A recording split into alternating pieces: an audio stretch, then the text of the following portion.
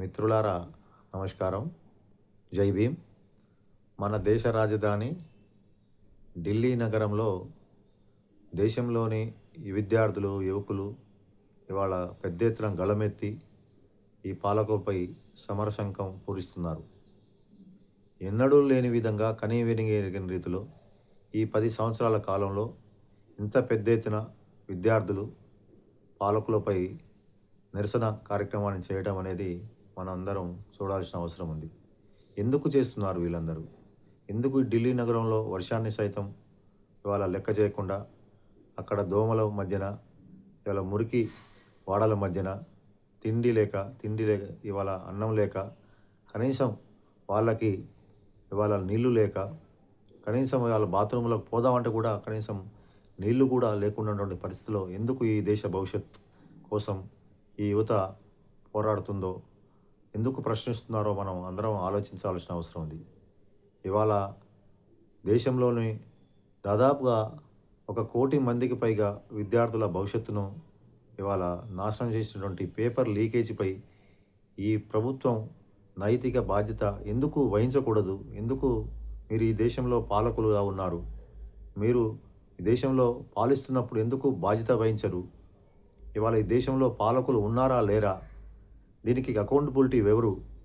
దీనికి నైతిక బాధ్యత వహించేటువంటి మీకు లేదా అని చెప్పి వాళ్ళు చాలాసార్లు అడగగా కూడా పట్టించుకోకపోవడంతో వాళ్ళు ఎట్టకేలకు జంతర్ మంతర్ లోపట నిరసన కార్యక్రమాన్ని తీసుకున్నారు. ఆ తీసుకున్న అనంతరమే గత ఈ నెల మన 20వ తేదీన మొన్న పెద్ద ఎత్తున వాళ్ళు పార్లమెంటు ముట్టడి కార్యక్రమాన్ని కూడా నిర్వహించారు. అంటే తప్పని పరిస్థితుల్లో మాత్రమే వారు ఇవాళ పార్లమెంటు ముట్టడికి ఇవాళ పిలుపునిచ్చారు. కానీ ఇవాళ ఈ గోధీ మీడియా, ఇవాళ ఈ మోదీ మీడియా, ఆదాని అంబానీ ఇవాళ చేతుల్లో ఉన్నటువంటి మీడియా ఇవాళ కావాలని ఇవాళ విద్యార్థుల యొక్క భవిష్యత్తుపై ఇవాళ తప్పుడు ప్రచారాలు చేసేటువంటి కుట్రల్ని మీరందరూ గమనించాల్సిన అవసరం ఉంది. ఎందుకంటే వీరందరూ కూడా ఢిల్లీ నగరంపై పోయి ప్రభుత్వాన్ని కూలగొట్టాలని ప్రయత్నం చేస్తున్నారు. మోడీని దించాలని ప్రయత్నం చేస్తున్నారు.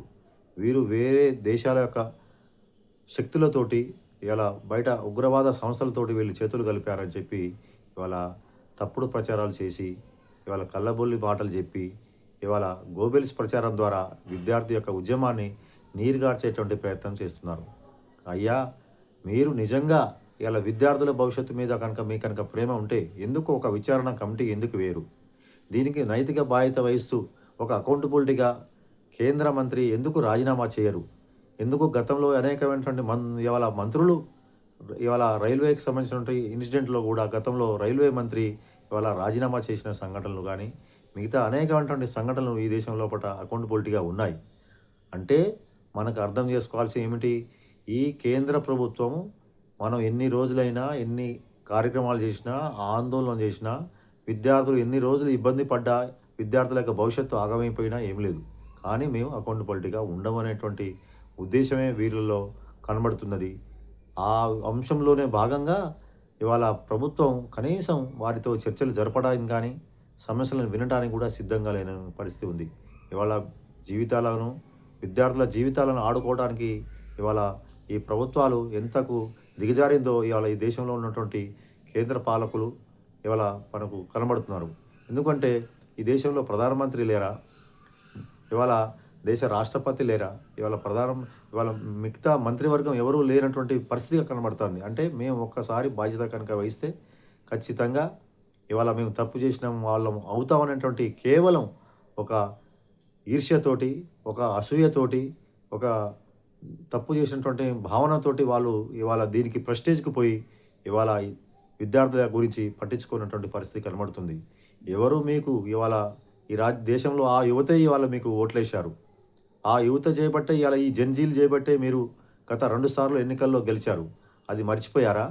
కానీ అవన్నీ మర్చిపోయి ఇవాళ నిమ్మకు నీరెత్తకుండా ఇవాళ వివరిస్తూ ఇవాళ దేశ రాజధానిలో ఉన్నటువంటి విద్యార్థులు శాంతియుతంగా చేసినటువంటి విద్యార్థులపై ఇవాళ ఉగ్రవాదులు, దేశద్రోహులుగా ముద్ర వేసేటువంటి ప్రయత్నాలను చేస్తున్నారు. ఇవాళ పౌర సమాజం ఇట్టి విషయంలో ఇవాళ మేధావులు అందరం కూడా మనం ఆలోచన చేయాల్సిన అవసరం ఉంది.